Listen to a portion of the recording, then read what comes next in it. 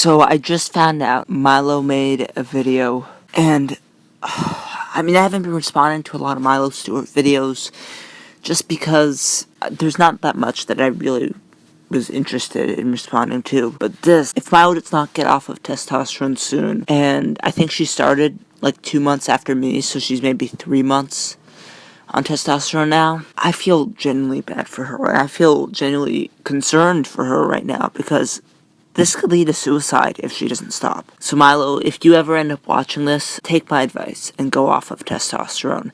It may take a little getting adjusted to, since it is a major change for your body, and going off of it is not easy. But believe me, Milo, it will benefit you in the long run, and eventually your body will be run by estrogen again. You'll feel normal at that point. But Milo, I just felt the worst when I was going through gender dysphoria, and I don't ever want that to happen to you. Even though all of the crazy things you've said, I don't want that ever to happen to you. So let's just get into the video. This isn't gonna be like a lighthearted response, probably. I'm gonna be a stereotypical YouTuber for a moment and make a video entirely just about my life, and specifically what I've been doing in my life for the past couple of months, because I feel like I have changed a lot as a person, and I have gotten a lot of new experiences in the past few months, and it feels really relevant and nice to talk about that. Yeah. If you've heard the rumors, yes, they're true. I am on testosterone. I've been on testosterone for almost 3 months now. Right about her being on testosterone for 3 months, okay. Well, I didn't really have that many changes on 3 months. So I think the only thing that happened was that my voice started cracking a lot. Hopefully, Milo will get off of testosterone before she experiences any changes, because a lot of those changes are irreversible, and I know that she will regret them. But haven't explicitly said anything about it on my main channel, although I've heavily hinted at it. And I've definitely talked about it on my other social media. I had just decided that I didn't want to talk about it on this channel. This is pretty telling. She didn't talk about it on another channel, because I think it shows that she was nervous about that. She wasn't really sure when going on testosterone. You could see in the video that she did on her second channel where she was talking about it, she was just so unsure about it and so scared about it. And like I said, it's very telling, because most actual trans guys get super hyped when they first go on testosterone. And if they had a YouTube channel where they talk about the transition, they would talk about that. Obviously, I haven't really talked about it, just because that's not what my channel is about. But the fact that she wasn't really excited about it or anything is very telling. Just yet. And unfortunately, that's probably all I'm going to say on this channel, because I am not comfortable with talking about my bodily changes on my main YouTube channel. In fact, I sort of feel the responsibility to keep that information private, or at least not as public as my YouTube channel is. In general, I don't tell a lot of people about being on testosterone. I have told a couple friends, and definitely all the trans people that I know, because relatable experiences. But in general, I don't feel super comfortable telling cisgender people about being on testosterone, mostly because it's an extremely personal thing that often requires a lot more explanation if I'm talking to a cisgender person than a transgender person who has already done research on hormones and knows what HRT is. Of course, just when I'm trying to be sympathetic for Milo, she has to throw in something about how, oh, the cis people are uneducated or something. Like, how do you know? How do you know that non-trans people don't know anything about hormone therapy? And by the way, there are probably lots of trans people who don't know much about hormone therapy either. It's just easier to tell trans people about being on T than it is to tell cis people. I feel hyper aware of cisgender curiosity when it comes to transgender bodies, and cisgender curiosity about trans bodies is really uncomfortable, and I don't believe it comes from a good place most often. So I want to limit how much I buy into that. Okay, first of all, face it, Milo, you do not have a transgender body. You are not transgender. Second of all, it's so telling that the first thing that you worry about when it comes to injecting hormones in your body that could change your life, that will likely lead to depression and maybe even suicide, the first thing that you think about is not the implications of this. Oh no, it's about the evil cis people and the fact that they're curious about it. Stop making generalizations about all cis people. Milo, how do you know anything about all cis people? You're only one cis person. Milo, and yes, you are a cis person. And if you're referring to the way the media treats trans people, I could see what you're talking about. There are a lot of reporters and newspaper outlets and whatever who are overly curious about transgender people's transition and want to glamorize it, which is probably the reason why you became a transgender in the first place.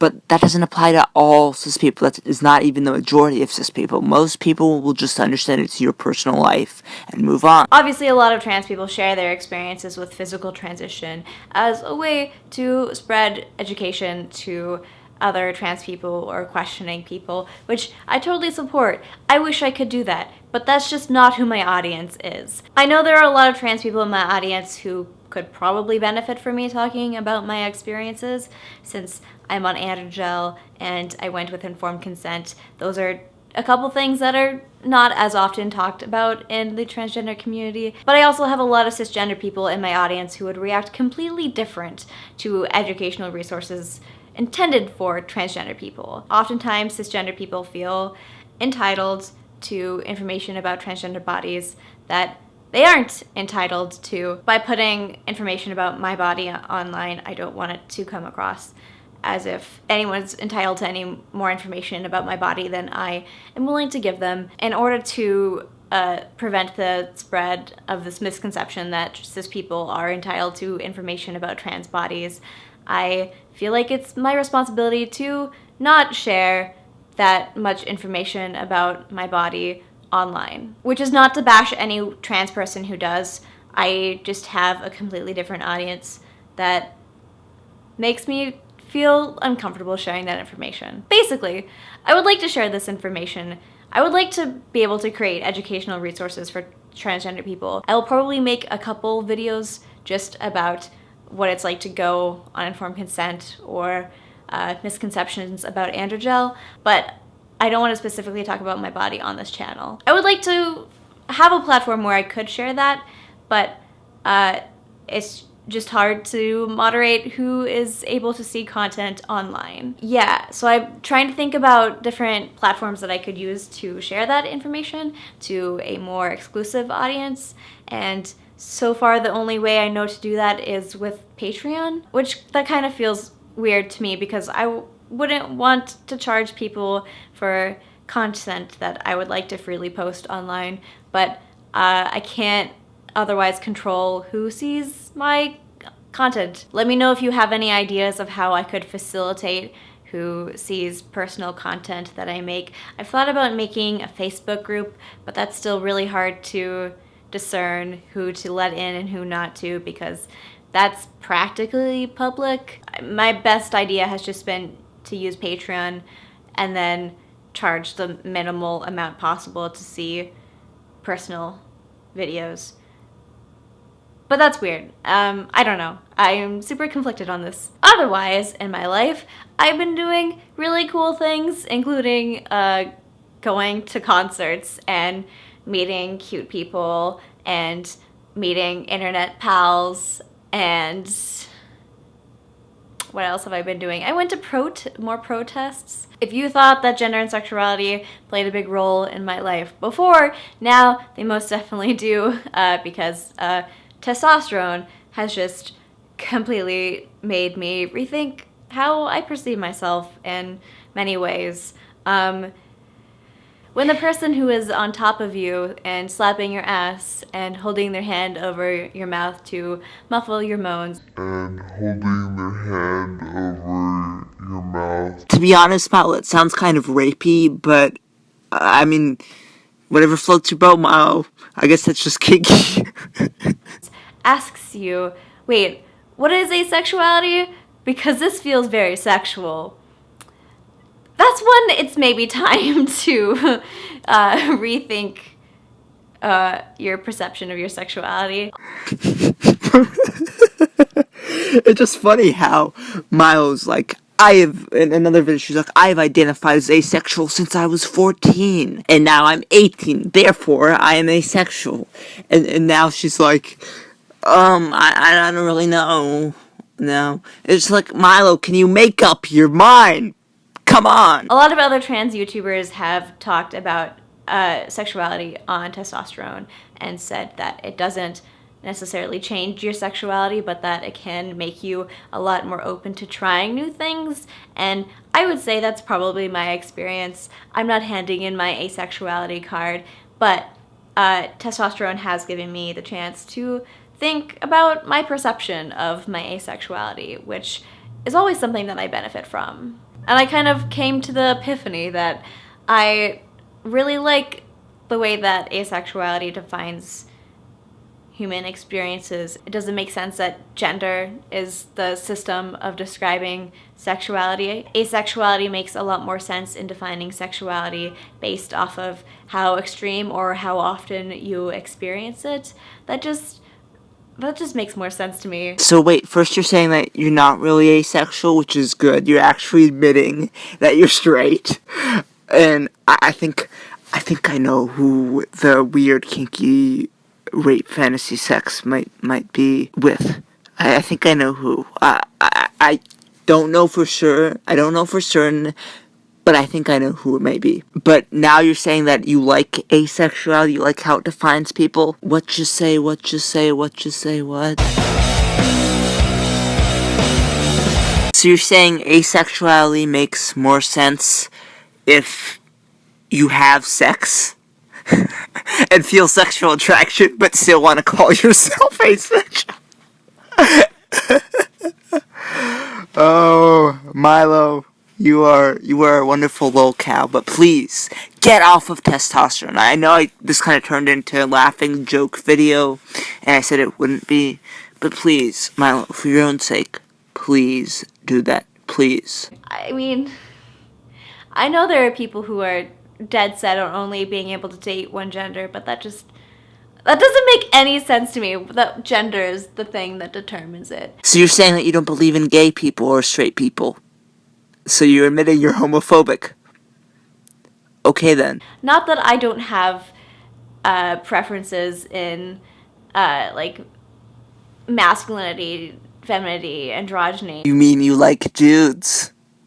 'Cause you do. But that, like, I don't like labeling myself based off of that. I came to the realization that I like asexuality for how it describes sexuality. So I think I'm still asexual. You can be asexual and be kinky, just FYI. So you've had sex before, you were sexually attracted to people, but you still consider yourself to be asexual. What? This is just exactly like what I said in my little plot gun animation. Milo generally says you can masturbate and have sex and experience sexual attraction and still be asexual. Like, this is just Poe's law right here. No matter how hard I try to parody Milo, you can't parody her. It's just impossible because everything that you say about her is absolutely true. Yeah.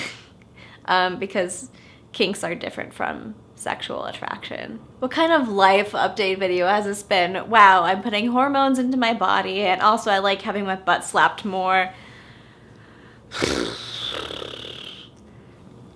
At Adam and Eve, please sponsor me. Okay, cool, thanks. Oh, of course you ended it with a sponsorship. So much for being a communist, Milo, am I right? I love how these people claim to hate capitalism and then they absolutely just love it and so much and support it. Because the truth is that they're corporatists. They love corporations, they love making money, they love being the upper middle class people they are. And I don't have as much of a problem with that if they didn't just admit it, but they don't want to admit it because they want to be the special cool people. So yeah, in conclusion, Milo, go off of testosterone, because if that doesn't happen, you could die. You could literally die. You could commit suicide and die, and I don't want that to happen to you. So as always, I hope you enjoyed this video, and thanks for watching. On feel the funk blast!